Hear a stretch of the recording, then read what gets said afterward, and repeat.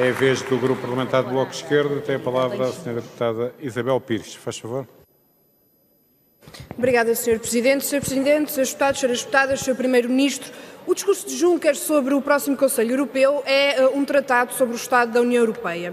Os líderes europeus, dizia ele, devem deixar-se de debates e passar à ação, já agora num arrogante ralhete aos líderes europeus, como já é seu hábito. E, portanto, o Estado da União Europeia, neste momento, é ter uma Comissão que manda ultimatos ao Conselho, um Conselho que vê nas eleições europeias uma ameaça e umas eleições europeias que estão minadas por acordos que se pretendem fazer para condicionar a vontade dos povos. E um exemplo das urgências pré-eleitorais é e foi a tentativa de integrar o Tratado Orçamental no direito comunitário e, por isso, saudamos a decisão do Parlamento Europeu que rejeitou a integração da austeridade permanente no direito comunitário.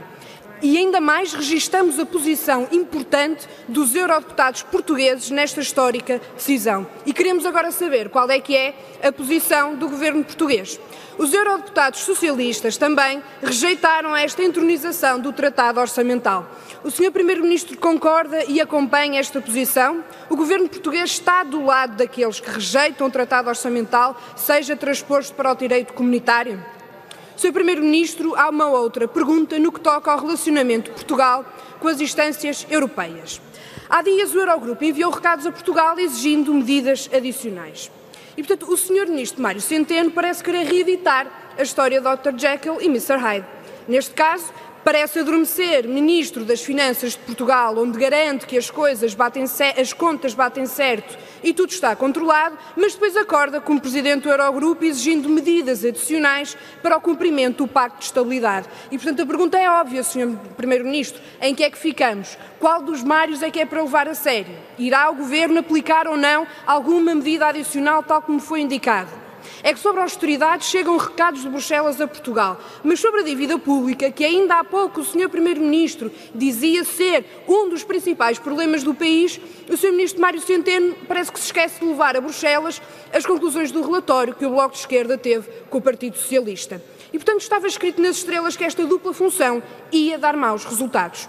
Sr. Primeiro-Ministro, para que serve presidir um Eurogrupo que significa o oposto das escolhas económicas que temos seguido desde 2015 e que o Governo reconhece terem sido importantes e determinantes para a retoma económica? Sr. Primeiro-Ministro, não serve, como se está a ver, para absolutamente nada.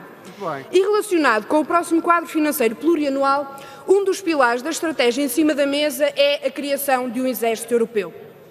Esta escolha foi, aliás, anunciada por Macron e, quando questionámos o Governo, foi sendo dada a resposta de que não seria um exército, antes uma cooperação militar. E lembramos-nos todos que este Parlamento concordou por unanimidade que não aceitaria a criação de um exército europeu.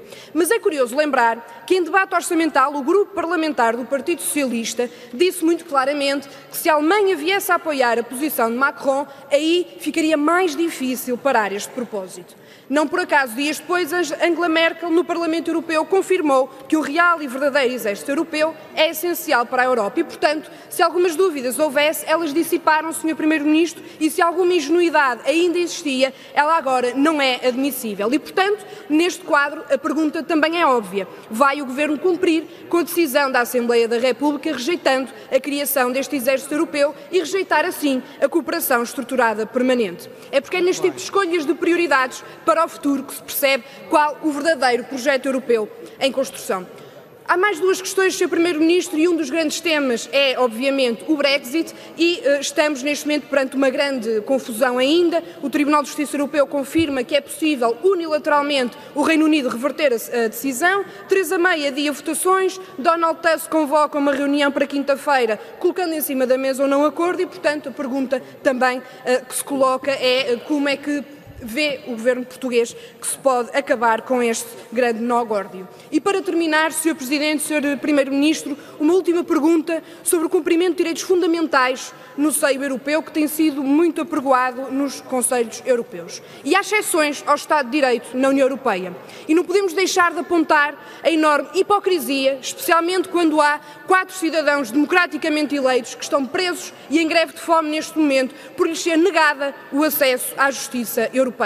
E pergunto se é o silêncio do governo português sinónimo de complacência com a usurpação de direitos que o Estado espanhol está a fazer continuadamente a estes presos catalães. Que não se faça do Estado de Direito, da liberdade e da democracia meras palavras sem significado como até agora e que se tomem posições muito concretas. Obrigada, Sr. Presidente.